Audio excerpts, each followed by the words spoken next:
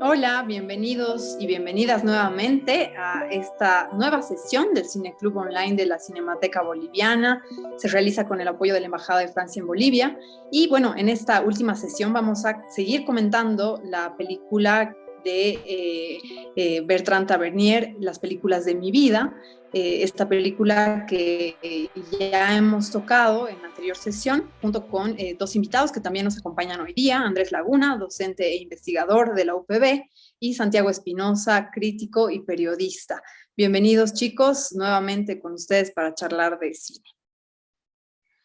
Muchísimas gracias, Mari. Es un gustísimo encontrarse otra vez con ustedes y atender a esta invitación de la Cinemateca y del Cineclub. Y hablar de esta película que tantos buenos recuerdos y tantos buenos sentimientos nos está despertando, ¿no? Sí, hola Mari nuevamente, hola Andrés, y gracias a la Cinemateca y a todos los que están siguiendo esta sesión del Cineclub. Sí, como decíamos creo la anterior vez, se nos quedó mucho por hablar, nos entusiasmamos creo con Renaud y algunas cosas, entonces vamos a tratar de abarcar un poco más en esta segunda y última sesión sobre la película de Tavernier.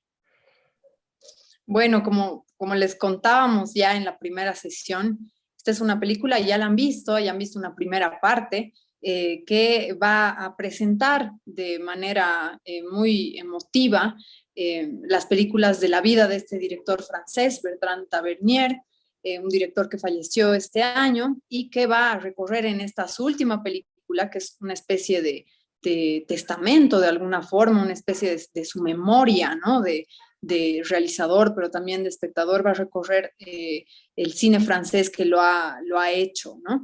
El cine francés que ha hecho que él se convierta en realizador, pero también que se convierta en un difusor de las películas, ¿no? Esta película es también como no con un afán enciclopédico, definitivamente no, pero es como una película que te da una serie de datos, que te da nombres de directores, de películas, que si no los has visto, los quieres ver ya, ¿no? Porque hay una presentación que está rodeada de un gesto amoroso, de un gesto sumamente emotivo, que hace que tengan un halo mucho más potente, ¿no?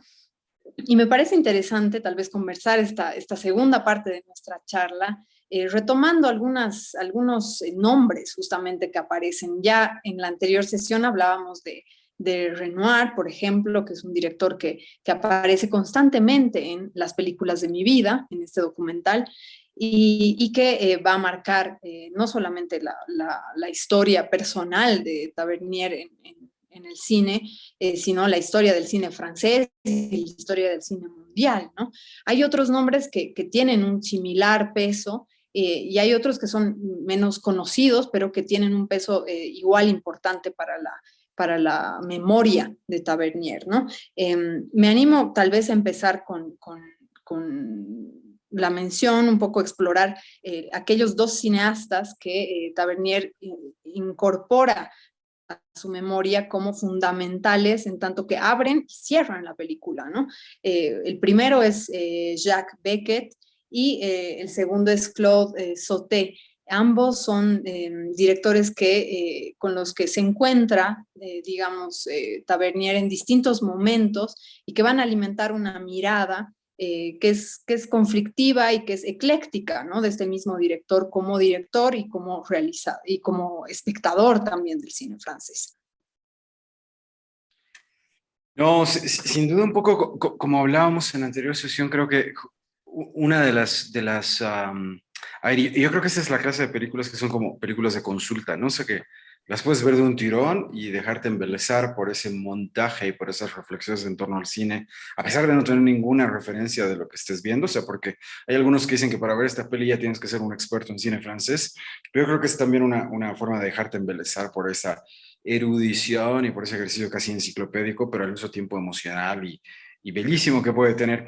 Pero por otro lado, puede ser una película de consulta, como bien señalabas, Mari, porque puedes siempre volver a ella para decir, a ver, ¿qué voy a ver de lo que ha visto Tavernier para que me cambie la vida como él ha cambiado?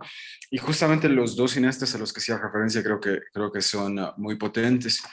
Sauté evidentemente es uno de esos grandes cineastas franceses que van a marcar a muchos otros realizadores y va a generar una suerte de escuela y que para Tavernier va a ser evidentemente muy importante.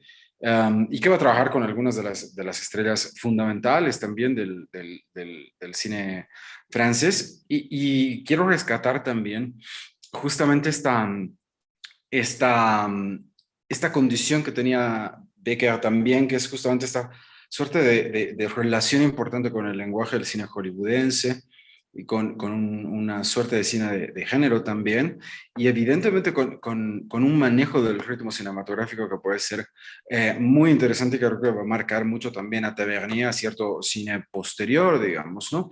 En esta película se hacen muchas referencias puntuales, pero creo que la figura de Sauté sobre todo va a fungir como esta influencia a nivel de comprensión rítmica del cine también, que creo que eso es muy importante, digamos, ¿no? Eh, Quizás es un director embelesado, como habíamos dicho antes, por las figuras de la Nouvelle Vague y quizás concretamente por del mismo Godard, ¿no? Que a bout de souffle va a tapar quizás algunos de los estrenos de Sauté, pero sin duda es muy interesante poder recuperar este tipo de directores que están, si quieren, fuera de nuestra mirada más cotidiana, digamos, ¿no? Sí, yo creo igual, o sea, yo creo que son importantes, como dice Mari, estos dos cineastas, no por nada empieza con otro, porque tienen que ver con esto, digamos, con estas fuentes precisamente de las que bebe el cine y la cinefilia de Tavernier, ¿no? Que son básicamente el cine estadounidense, cine clásico, digamos, de Hollywood de las primeras décadas del siglo pasado, al que emparenta, de hecho, con el cine de Jacques Becker, y que sí, evidentemente, por su factura y por su, digamos, dominio de la técnica cinematográfica, tiene razón, digamos, de emparentar. Y el otro es el de Klaus Ode, que también habla de un sistema de cine que no es no reñido, pero digamos que ha sido como de alguna manera negado por la nueva ola, digamos, porque de hecho uno de los oficios, y eso lo reivindica bien Tavernier, el que trabajaba Sauté era precisamente de corrector de guiones, es lo que se llaman como luego script doctor, ¿no? O sea, que es una figura bien de la industria, digamos, más allá del tamaño que tenga, y que evidentemente con la nueva ola como que se había desdibujado porque la figura autoral básicamente lo abarcaba todo. O sea, el director sí o sí escribía sus películas, ¿no? O sea, no podía ser autor si no las escribía, ¿no? En cambio, Sauté era una suerte de obrero también del cine en un sentido, digamos, amplio, porque escribía y reescribía y corregía, digamos, y pulía guiones de películas también importantes desde ese periodo, ¿no? O sea, yo creo que también hay un nivel de identificación de Tavernier con estos cineastas, ¿no? Sin dejar de mencionar, obviamente, la revolución que supuso la nueva ola y, digamos, sus satélites como la Rip Ghost, donde estaba Inés Bardá, digamos, u otros. Hay una reivindicación de estos cineastas que de alguna manera se vieron como oscurecidos u olvidados, ¿no? Por la atención, digamos, que generó toda la nueva ola con Godard, Truffaut o Chabrol, que más bien es uno, por cierto, Chabrol es uno de los cineastas de la nueva ola que está más, que aparece con más presencia, incluso más que Godard o Truffaut, que aparece porque también tiene una relación más cercana con Tavernier. Entonces yo creo que hay ese afán de marcar también ciertas afinidades, ¿no? Las afinidades medio afectivas y también cinéfilas de Tavernier. Y además, claro, que tiene que ver, como decías, con su relación personal. Son cineastas con los que se introdujo literalmente en el oficio, digamos, ¿no? Sauté y Melville, del que vamos a hablar seguramente más adelante, fueron, él dice, los dos cineastas que lo llevaron a trabajar, que fueron a hablar con sus papás, cuenta él, para convencerlos de que Tavernier se dedicara al cine, ¿no? Melville, Igual podemos hablar de Melville o adelante. yo quisiera hacer un apunte pequeñito, Mari, sobre Sauté que me parece interesante. Justamente estamos hablando un poquito en la anterior sesión de esta condición de Tavernier en esta película de rescatar lo sagrado y lo profano, digamos, parafraseando al Chichizo López. Concretamente, ¿por qué? Digamos, este cine es súper consagrado y de mayúsculas como Renoir, pero evidentemente en Sauté hay también ese gesto de mucho cine que es hecho por encargo, digamos, ¿no? Y justamente así como trabajar con figuras que son más bien populares, ¿no? O sea, y de hecho, a pesar de que el mismo Sauté se distancia de Bonjour, Sourire o Buenos días, Sonrisa, que es su primera película, su primer largo, a mí me parece que ahí hay un gesto encomiable que es justamente trabajar con algunos personajes de la cultura popular, cantantes, cómicos y qué sé yo. Pienso, por ejemplo, en Henri Salvador, que puede ser este músico muy famoso, que de hecho se volvió a ser famoso casi a sus 90 años. Pero a ver, concretamente, ¿qué es lo que me interesa? Algo que señalaba bien Santi, que era esta suerte de facilidad de moverse entre digamos, el cine en mayúsculas, artístico y autoral, frente, digamos, a expresiones más populares. Y creo que esa es una de las riquezas de este docu, ¿no? O sea, como que puedes saltar Mm, con mucha facilidad de lo popular a lo erudito, ¿no? Entonces,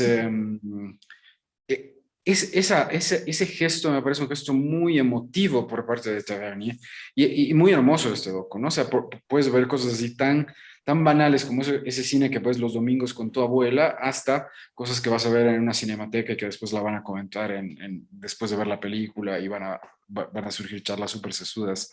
Y creo que Sauté es uno de esos directores que puede encarnar esa condición de culto y a la vez también si quieren, más popular o más de un cine más horizontal, digamos, ¿no? Pero bueno, ese apunte, y disculpas por interrumpirte, sé que estoy... no, no, no, dale. No, claro que sí, es la idea.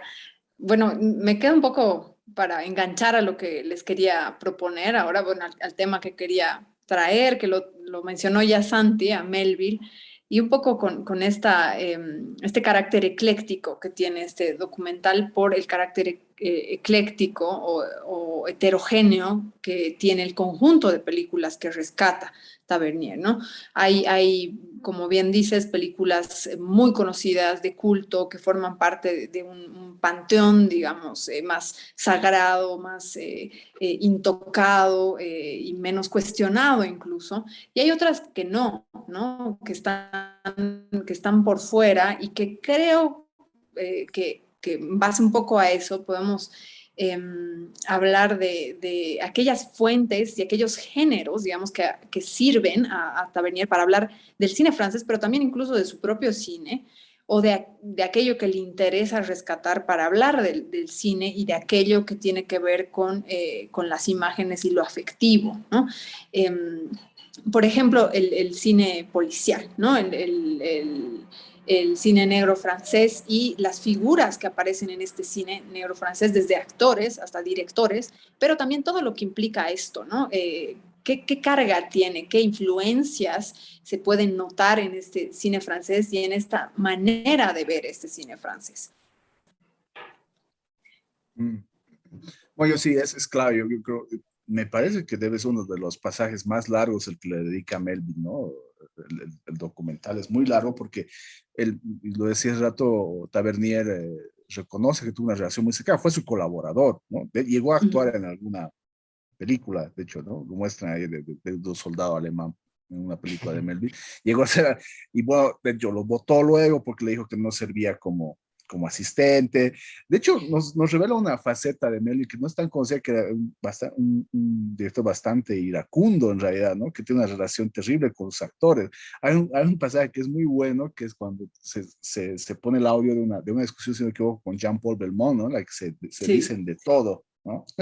Ya por uno que por cierto, igual que Tavernier ha muerto hace muy poquito. Y esa y habla, digamos, de esa fascinación. Y claro, Melville sí es una figura que sí de las pocas que han podido sobrevivir a toda la explosión probablemente de la nueva ola, ¿no? Melville es una figura que sí ha podido sostenerse en el tiempo, ¿no? Probablemente es el más importante cineasta de lo que se llama el cine noir o el cine negro francés, ¿no? Que tiene que ver, como dices, justamente lo que preguntabas, que con esta relación bien fluida con el cine y la novela negra estadounidense, ¿no? O sea, Uh -huh. básicamente ahí está, digamos, la fuente básica de ese subgénero de cine francés, ¿no? De hecho, cuando cuenta Tavernier que con Melville se dedicaban en buena medida a pasar tiempo juntos para ver películas, gringas, ¿no? De Hollywood, en las que trataban de identificar también cosas que él quisiera hacer. Y lo que cuenta que en alguna medida también Melville quería filmar como algunos de estos sus admirados cineastas, por lo que no le permitía, porque finalmente hacía hacer planos mucho más largos que los que normalmente veían las películas de Hollywood, ¿no? De hecho, él decía que quería ser un cineasta como, bueno, menciona a William Wyler, ¿no? Que era como la gran referencia de Melville, y hasta recupera estas categorías con las que valoraba las películas Melville, que eran las obras maestras y la mierda, digamos, ¿no? Que decir, yo creo que ahí Melville realmente es una figura súper importante. Y como dices también, aparte de como orbitando alrededor de él, hay otras que tienen que ver con el género policial, como este actor muy popular de la época, que es Eric Constantine, ¿no? Que era un rostro así, casi heredero en alguna medida del lado más popular de Jean Gabin, que era muy popular en Francia, y que de hecho en este documental, digamos, tiene mucho más espacio y mucho más afecto y mucho más cariño, digamos, que otros, digamos, que otras celebridades de la actuación francesa, digamos. Tavernier no se dedica, aunque aparece mucho, por ejemplo, no habla mucho de Belmont, no habla mucho de Delon, ¿no? O de otros que eran figuras que se consagraron mucho más, sobre todo con la nueva ola, digamos, el caso de Belmont, ¿no? Sobre todo con Godard, sino que se dedican más bien a estos actores más marginales o oscurecidos por la nueva ola, como Eric Constantine, ¿no? Y eso es algo realmente que habla de lo que decía Andrés, ¿no? También de este coqueteo con lo popular, con lo más, no vulgar, pero sí con lo más secular, digamos, del cine francés. Sin embargo, digamos, justamente algo que decías, que Melville sobrevive un poquito a esta suerte digamos, no sé, pues de invisibilización que produce la nueva ola en otros cineastas. Yo creo que en gran medida es porque creo que todos los directores de la nueva ola reivindican, digamos, a Melville como un gran maestro, digamos, ¿no? De todo ese cine francés que quieren borrar, rescatan a unos pocos y uno de esos es justamente Melville, ¿no? Y justamente la Renoir es figura otro. de Eddie Constantine funciona como una suerte de link, ¿no? De eslabón entre todo este cine pre-nueva ola y la nueva ola. Pues no hay que olvidarse que es el hombre, el protagonista, el mero mero de esa obra maestra de Godard, que también está muy referenciada en esta película, que es Alphaville, ¿no? Esta película en la que Eddie Constantine hace de Lemmy Caution, ¿no? Este hombre peligroso, basado en una novela de un escritor pulp, así, no sé por qué le interesó a Godard en ese momento, que era Peter Cheney, ¿no? O sea, yo recuerdo que después de ver Alphaville me puse a buscar en los libros de viejo novelas de Peter Cheney y tuve el infortunio de encontrarlas porque al final fueron como una gran pérdida de tiempo. Pero evidentemente, digamos, esa capacidad de convertir al pulp en algo magnífico y una obra maestra, como tú bien dices, Santi, convertir a la mierda en una obra maestra, que puede ser un gesto aún más milagroso que clasificarlas. En Alphaville encuentro un momento maravilloso y evidentemente Melville era capaz de eso, ¿no? Y creo que en Melville, y sobre todo en estas películas clásicas protagonizadas por Alain Delon, que tú bien has mencionado, como El Círculo Rojo, como El Samurái, así películas que están siempre consideradas en el top de no solamente del cine policial, sino del cine en general, ya se encuentran pues ciertas mañas que después va a tener la Nouvelle Vague, ¿no? Incluso el mismo personaje de Belmondo en Abu de Souffle al final de la escapada, Sin Aliento, como le queramos decir, tiene mucho que deber, o sea, le debe muchísimo a los personajes de Melville. Y qué más importante que un director que toma el apellido, porque no era su apellido, evidentemente, de quizás el escritor norteamericano por antonomasia y de la novela norteamericana por antonomasia, que es la gran novela norteamericana, que es Moby Dick, digamos, ¿no? O sea, nuevamente esa conexión con Hollywood, o sea, porque es muy raro, ¿no ve? En esta película Tavernier nos habla del cine francés, pero está siempre ese célebre fantasma que es el cine hollywoodense y Hollywood en general y todo ese imaginario, ¿no? O sea, es como, en gran medida creo que hay un gesto en Tavernier que me recuerda un poco al de Tocqueville, ¿no? O sea, para hablar de la consagración de la modernidad, de la democracia, del Estado moderno y de Francia, me tengo que ir a Estados Unidos a reafirmar esta idea, digamos, ¿no? Lo que es muy curioso, digamos, los franceses siempre se sienten como en una posición de superioridad frente a los gringos, pero al mismo tiempo como que se miran en un espejo, ¿no? Como que son nuestros hijos. Y hay un gesto muy raro ahí y creo que en esta peli también se ve. Y eso es bien interesante, igual me parece rico. Y creo que hay otro célebre fantasma que no se menciona de manera tan explícita y tan recurrente, que es Hitchcock. No o sea, incluso cuando referencia a Becker, cuando referencia al mismo Melville, es como, sí, o sea, es como que esperas que Hitchcock haga el cameo famoso, digamos, ¿no? Y cómo me hubiese gustado. Sí, a mí me hizo recuerdo la película, o sea, vi aparecer el fantasma de Hitchcock cuando presenta la forma en la que Melville trabajaba las adaptaciones, ¿no? Hitchcock hacía algo parecido, ¿no? O sea, no logísticamente parecido, pero sí agarraba una novela que a nadie le importaba y hacía con ella básicamente lo que quería, ¿no? Cambiaba completamente la historia, se quedaba con esto, no con otro, y incluso en muchos casos, o en algunos casos, les pedía, ¿no? A los autores como que modificar cierta parte para el guión y ciertas cosas que tienen que ver con igual una parte, un aspecto complejo de lo autoral, ¿no? Que es trabajar con adaptaciones, ¿no? Algo que como director también lo hizo Tavernier, ¿no? En algunas de sus películas él hace lo mismo, ¿no? Entonces, él no solamente es guionista, sino también adapta, ¿no? Y creo que eso es también interesante a la hora de pensar este tipo de relacionamiento con el otro, ¿no? También me parece interesante mencionar en este aspecto de los fantasmas norteamericanos, a dos que aparecen también, que son Scorsese y Tarantino, ¿no? Dos referencias, ¿no? Scorsese que aparece además como a través de sus dos películas, que se parecen mucho a las películas de mi vida, que aparece también de esa forma, ¿no? Como una estructura, de alguna forma que hubiera copiado, homenajeado, tomado para sí Tavernier para hacer esta su película, pero también a través de colaboraciones que tuvo el director con Scorsese para cosas muy concretas, ¿no? Escribió un libro sobre cine norteamericano y Scorsese le mandaba grabaciones de las películas para que él pueda seguir escribiendo, para que incluya los datos que quería incluir, ¿no? Y Tarantino, obviamente, en la referencia que recupera Tavernier en relación justamente a Melville y Bastardo sin Gloria, ¿no? Una escena en particular de ambas películas que, bueno, la escena que habría tomado Tarantino de El Confidente de Melville para la primera escena de Bastardo sin Gloria, ¿no? Entonces es complejo y es muy consciente, ¿no? Este viaje de ida y de vuelta que tiene el cine francés y Tavernier francés, cineasta francés, con el cine norteamericano, ¿no? Esa es una referencia muy bella, pues al final está, porque menciona varias veces a Tarantino, ya sea de manera anecdótica o evidentemente de manera más precisa. O sea, y Tarantino ha construido una carrera cinematográfica haciendo covers, ¿no? O sea, básicamente es como un director tributo, digamos, ¿no? Así, que y eso es súper interesante porque al final creo que en este entretejido biográfico, filmográfico a la vez, vemos como todo al final son entretejidos, digamos, ¿no? Y eso es lo verdaderamente apasionante de esta película, ¿no? Así como ir encontrando, o sea, referencias y puntos en común y elementos para consultar.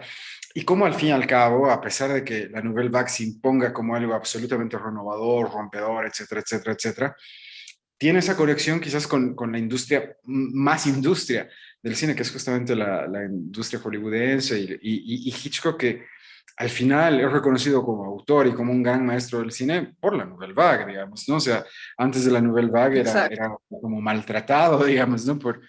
Y justamente esa consagración que puede ser el Hitchcock de Truffaut, ¿no? Este libro de entrevistas que a todos creo que nos ha hecho llorar alguna que otra vez. Pero lo que señalas, Mari, es evidentemente sí hermoso y muy claro, digamos, ¿no? Esa suerte de referencias que se van entretejiendo. Y Melville es ese director que evidentemente canaliza influencias, pero genera influencias nuevas. ¿Qué director, no? Yo siempre que veo una película, y la última vez que he visto una peli de Melville ha sido justamente con el Santi, ha sido una sesión cinéfila rara, y evidentemente sí, a mí me ha dejado atormentado, o sea, que vimos el Samurái, ¿te acuerdas, Santi? Y los pasos de Alain Delon siguen sonando en mi cabeza. Y creo que ese es un gesto muy hermoso que se recupera justamente en una película como esta, no sé cómo te atormentan esas compañías maravillosas que pueden ser las compañías del cine, ¿no? Sí, pensaba igual en esto de esto de este diálogo que hay, digamos, de ida y vuelta entre el cine francés y el cine estadounidense. Y la verdad es que, y mientras veía eso, es que es como que para los franceses, y esto se remonta a los orígenes del cine, solo puede existir básicamente, bueno, en esta concepción bastante reducida, el cine francés y el cine estadounidense, digamos, que, ¿no? Que hay una tensión permanente entre esas dos cinematografías, desde la invención del cine, ¿no? Es la famosa guerra de las patentes que hubo, ¿no? ¿Quién inventó el cine? Los Lumière o Edison, ¿no? Entonces hay esa como competencia extraña que al final es también es marca, digamos, y tiene, genera, digamos, o incide en la propia creatividad o la propia renovación creativa, digamos, de ambas cinematografías. Y de esto habla muy bien eh, Tavernier, de cómo el cine francés siempre ha estado mirando lo que está haciendo al frente del Atlántico, ¿no? Hollywood, ¿no? Y de hecho, el sistema de estudios, ¿no? Que era algo que, contra lo que renegó también la nueva ola, era algo que estaba muy bien trabajado y muy bien establecido en Francia, sobre todo por cineastas como Melville, ¿no? Lo cuenta precisamente Tavernier, que la primera vez que fue a, digamos, unos estudios de verdad fueron los de Melville, porque es decir, un cineasta que trabajaba a la usanza de Hollywood, ¿no? Del Hollywood clásico, con estudios, no, además con la figura del director tirano, ¿no? O sea, el director que imponía, digamos, una visión y que básicamente volvía a sus esclavos a todos los actores y bueno, Hitchcock era el ejemplo igual clásico de esto, ¿no? El director maltratador de actores y actrices, ¿no? Y sí, evidentemente Melville es como el correlato probablemente francés o francófono, digamos, de Hitchcock, ¿no? Es una figura que ha sido, como dice, ha sido bien reivindicada por la nueva ola, aunque claro, siempre está un poco por debajo, obviamente, de Hitchcock o de Hawks, digamos, que son cineastas que han calado más. Yo creo que tiene que ver también esto con los nacionalismos, ¿no? En la nueva ola había siempre esta idea de renegar un poco. La nueva ola sí se abrió un poco más a revisar otras cinematografías, digamos, no solo estaban los negados eran los franceses en realidad, ¿no? Básicamente eran los negros, pues sí, digamos, reconoció algo por ejemplo del cine italiano, Rossellini sobre todo, por ejemplo, ¿no? Y otras figuras. En cambio, lo que hace aquí Tavernier es tratar de incorporar a la tradición del cine francés a esos nombres olvidados, como los que has mencionado, hasta Sauter, Melville, yo creo que está bien definido, pero hay otros, ¿no? Que menciona y que han pasado muy desapercibidos precisamente por eso y también por este canon que ha impuesto, ¿no? La nueva ola también ha impuesto como un canon que mirar en Francia, qué mirar en Estados Unidos, qué mirar en Europa y lo demás, bueno, puede pasar al olvido. Yo creo que en ese sentido este es un documental muy, muy valioso porque de alguna manera recupera nombres que, sobre todo a este lado probablemente del mundo, podrían pasar muy desapercibidos o olvidados, ¿no? Y sería como muy injusto, ¿no? Yo creo que ese es un gran valor de este documental de Tavernier. Este documental de alguna forma, bueno, ya lo he dicho, creo, y creo que están un poco de acuerdo o estarían de acuerdo, creo, muchos y muchas quienes vean, quienes estén viendo, eh, que te da las ganas, ¿no? De ver muchas películas, ¿no? O de volver a ver a las películas que se están mencionando, o a los directores que se están mencionando, o a las mismas películas de Tavernier, ¿no? A otras películas de este director, ¿no? Y hay algo que me gustaría recuperar y tal vez para cerrar un poco, reflexionar un poquito sobre esto en relación a esa palabra que aparece mucho, más que palabra fantasma tal vez, o ámbito, algo que cruza toda la película, que es la historia, ¿no? En algún momento de la película, Tavernier recoge una frase de Renoir que dice que hay que hacer películas, o sea, que él pensaba que había que hacer películas para cambiar el mundo con las películas, con esa soberbia, digamos, pero también con una humildad que implique que era una alegría y puede ser una alegría que tu película le cambie la vida o le llegue verdaderamente a tan solo 2 personas, ¿no? Entonces, como que hay esa tensión entre esas películas que le hablan a la historia, que hablan de historia, que se meten en la historia, con mayúscula, la historia nacional, la historia mundial, la historia del cine, pero también hay otra pulsión, digamos, otro impulso que tiene que ver con las películas que afectan una historia personal, ¿no? En este caso, la historia personal de la mirada de Bertrand Tavernier y solamente de esa mirada, ¿no? Que pueden tener empatías, conexiones con otras historias personales, pero que básicamente se reivindican por ser subjetivas y por ser historias pequeñas, ¿no? O por ser películas que le hablan y cambian y hacen a las historias pequeñas que somos finalmente todos y todas como espectadores. Justamente cuando mencionaba esa frase, y cuando la has vuelto a traer tú, Mari, pensaba en esa frase que abre ese texto clásico de Marx, que es la crítica a Feuerbach, ¿no? Que dice, la filosofía hasta ahora se ha dedicado a tratar de explicar el mundo y de lo que se trata es de transformarlo. Eh, y creo que justamente yo creo que en cierto punto algunos directores previos al Nouvelle Vague lo que intentaban era, no sé, pues tratar de explicar la experiencia humana, ¿no? O sea, directores como Becker mismo, que es una de las cosas que fascina a Tavernier. Y evidentemente hay esa suerte, en Tavernier hay esa suerte de necesidad de hacer un cine social, ¿no? O sea, de hacer ficciones que justamente intenten transformar a la sociedad, ¿no? Son cine comprometido, digamos, en la línea de Costa Gabras, quizás, ¿no? O sea, Tavernier, Costa Gabras pueden haber estado en una misma línea de construir estas ficciones que intenten denunciar aspectos de la realidad. Y yo creo que también es un gesto de madurez, y hay una frase que yo siempre cito de Leonard Cohen que dice, madurar es aprender que el mundo no se va a arrodillar ante ti, el universo no se va a arrodillar ante ti. Y justamente creo que eso es algo que directores como Luis Godard o Tavernier aprenden. O sea, no van a poder transformar el mundo como tú bien decías, ¿no? Y ese gesto de humildad de aceptar que al fin y al cabo lo que estás haciendo es tratar de... O sea, y esta película, el gran manifiesto de esta película es que al fin y al cabo lo que puede modificar el cine es esta experiencia singular, particular del espectador, digamos, ¿no? Y poco más, que es mucho, cambia nuestro mundo, digamos, ¿no? Y esta película trabaja esta concepción que Godard bien trabaja en Histoire du Cinéma, que es la historia con H mayúscula, pero que en realidad está compuesta de historias con H minúscula, ¿no? Estas pequeñas historias. Y justamente en algunos directores, o los que menciona en la primera parte, que quizás no hemos recordado como deberíamos, pero no sé, pienso en Luc Moulet o no sé, o en directores mucho más singulares, que y en el mismo Renoir, digamos, son películas, justamente él habla de la Marsellesa, esta película que tiene este nombre así súper rimbombante, ¿no? Porque nos remite el himno de Francia, este himno que, no sé, pues el himno de la democracia, palabra tan mal mentada en estos días. Nos dice, o sea, que el gran logro de la Marsellesa es justamente no contarnos la historia de grandes héroes, sino contarnos estas historias particulares de la gente común, una rareza en el cine francés de ese momento. Y eso creo que es verdaderamente emotivo de esto. O sea, lo que puede hacer el cine que no hace la historia con H mayúscula es contarnos esas historias singulares que tienen poder por el poder de la empatía. Porque cuando vemos la historia de Napoleón quizás no nos vemos identificada, pero quizás cuando vemos la historia de un campesino, de un obrero, de un escritor que no ha tenido mucho éxito, ahí sí nos podemos encontrar identificados.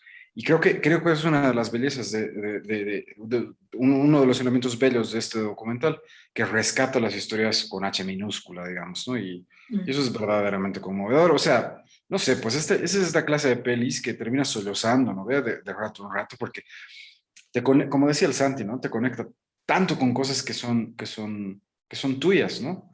Y eso es, ¿qué más se le puede pedir al cine? Supongo, ¿no?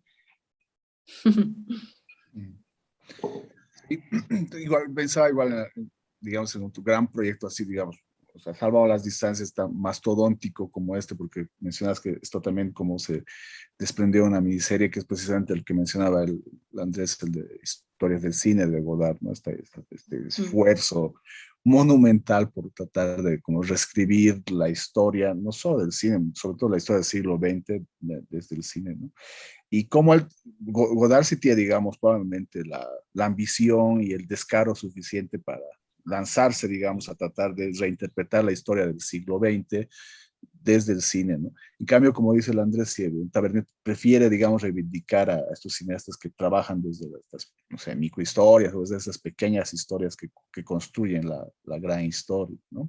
Pero es cierto también que los directores que reivindica Tavernier son directores que han trabajado mucho la intersección precisamente entre las pequeñas historias y la gran historia, ¿no? No es casual que, digamos, aparezcan esas películas que están muy vinculadas con las grandes guerras, las de Renoir sin ir más lejos, ¿no? O sea, la gran ilusión, las reglas del juego. Las reglas del juego es probablemente una de las películas más contundentes que hay sobre la guerra, sin mencionar necesariamente a una guerra. ¿No? Es una película que anticipa básicamente la Segunda Guerra Mundial, ¿no? Que la está presentando como un juego casi doméstico, ¿no? Y yo creo que ese es un cine y ese es tal vez el puente, como decían, que une finalmente aparentemente estos dos polos como distintos del cine, digamos, este cine mucho más autoral, que es el que va a explotar con la nueva ola francesa, y este cine quizá mucho más heterodoxo, digamos, que es el que en alguna medida encarnan cineastas como Becker, el mismo Renoir en cierto cine, y dan continuidad tipos como Sauté o el mismo Tavernier. No, de hecho, y algo que me interesaba y algo que no mencionaba es que también Tavernier ilustra en buena medida también como esta suerte de itinerario del cineasta francés de la segunda mitad del siglo XX, ¿no? El que se forma primero yendo al cine, ¿no? Yendo al cine, escribiendo a sus cineastas favoritos, hola, te quiero conocer, quiero trabajar contigo, y luego haciendo crítica, ¿no? Es como escribir sobre ellos para que sepan quién soy. Entonces, hay esa cosa que yo no sé si ya todavía existe, que en Francia ha sido muy fuerte de la tradición formativa, digamos, extracurricular del cineasta, ¿no? Cineasta que se forma, digamos, desde el cine, en los márgenes del cine para meterse. Y eso me gusta mucho, ¿no? Cómo Tavernier llega a trabajar, por ejemplo, como decías, en la misma conservación, incluso en prensa, haciendo producción, ¿no? Cómo ilustra, digamos, estos lugares medio marginales del cine que son los que lo llevan finalmente a convertirse en un cineasta, ¿no? Y que construyen, digamos, esos pequeños eslabones que son la historia, ¿no? La historia de Tavernier en el cine, ¿no? Que está atravesada, creo, como muchos de los directores a los que menciona, por la gran historia, ¿no? Desde el principio, como lo decía, ¿no? Por la idea de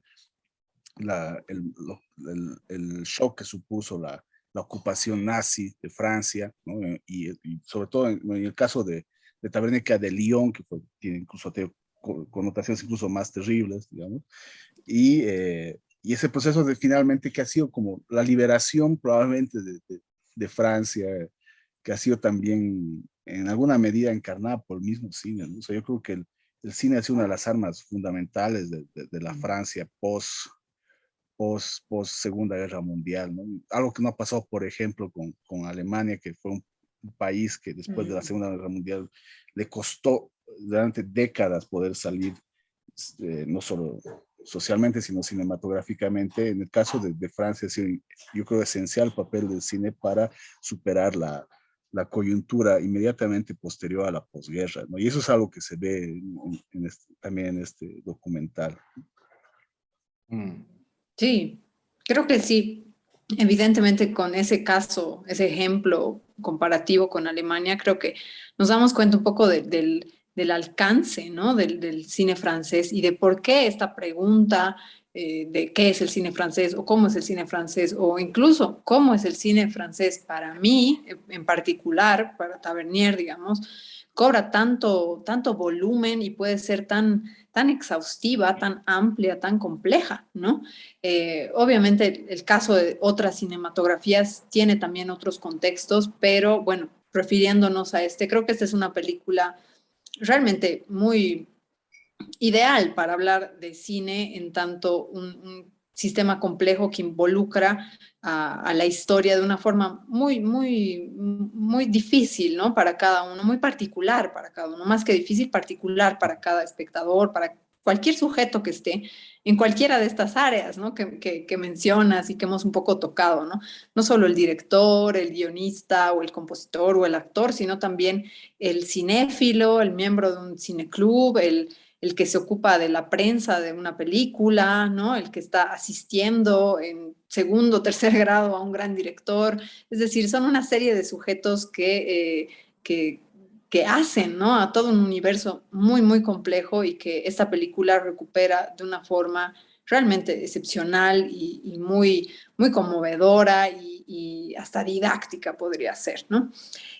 Bueno, hemos llegado al final de esta nuestra conversación. Ha sido muy lindo conversar con ustedes, Santi, Andrés, sobre esta gran película. Creo que podríamos haber continuado la charla y seguramente los que están viendo la película, los que están viendo esta sesión de conversación, van a continuarla de cierta manera, ya sea solitariamente o con otro o con otra, porque es una película que, como cualquier buena película, te da de qué hablar, ¿no? Y te impulsa no solo a hablar, sino a ver otras películas.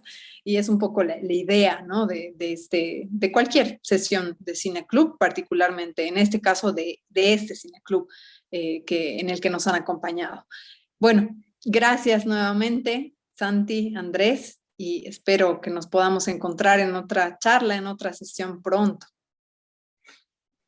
No, muchísimas gracias a ustedes y por abrir este espacio, ¿no? Para discutir distintas cosas. Igual, al escuchar lo que estaban discutiendo, siempre uno piensa en más cosas. Y como tú bien decías, María, o sea, de eso se trata, ¿no? Comenzar a discutir y a pensar. O sea, yo siempre lo digo, digamos, si hay algo que es más entretenido que ver cine, es hablar sobre cine. Y ese tipo de espacios son absolutamente gratos para eso. Igual me quedo picado porque pues sí que se me han ido ocurriendo cosas, pero este puede ser un buen motivo para escribir un texto. No, muchísimas gracias a ustedes y siempre es un gusto, sobre todo, charlar con ustedes dos y en este espacio que nos permite la Cinemateca. Muchísimas gracias. Sí, gracias Mari, gracias al Cineclub de la Cinemateca, a todo el equipo de la Cinemateca, o sea, cualquier actividad que tenga que ver con la Cinemateca es algo que, por lo menos a mí me llena siempre de alegría y ¿no? O sea, hablar de cine, de un Cineclub de la Cinemateca siempre tiene un placer adicional. Yo creo que, y gracias por la oportunidad de hacernos ver la película, ¿no? Al final tenemos unos espectadores privilegiados de la película. Este documental es de esas películas realmente así que son golosina para cinéfilos, ¿no? O sea, que te recuerdan por qué estás tan enamorado y tan enfermamente enamorado en realidad del cine, ¿no? O sea, que le dan un nuevo, no, digamos, sino que te recuerdan el significado de una palabra totalmente francesa que es precisamente la cinefilia. O sea, esta es una película que puede, digamos, escribir textualmente cuál es el significado de la cinefilia. Y eso, gracias por el espacio. O sea, ojalá podamos volver a vernos y para hablar de películas tan estimulantes como esta. Así es, que sea entonces una cosa que suceda a futuro, un deseo, más espacios como este y más conversaciones también como esta. Gracias nuevamente a todos, todas también las que están acompañando a este cineclub en esta sesión y en todas las anteriores. Agradecemos también a la Embajada de Francia en Bolivia que ha hecho posible este ciclo del cineclub online de la Cinemateca. Y nos despedimos hasta una próxima oportunidad que esperamos que sea muy pronto. Gracias. Muchas gracias.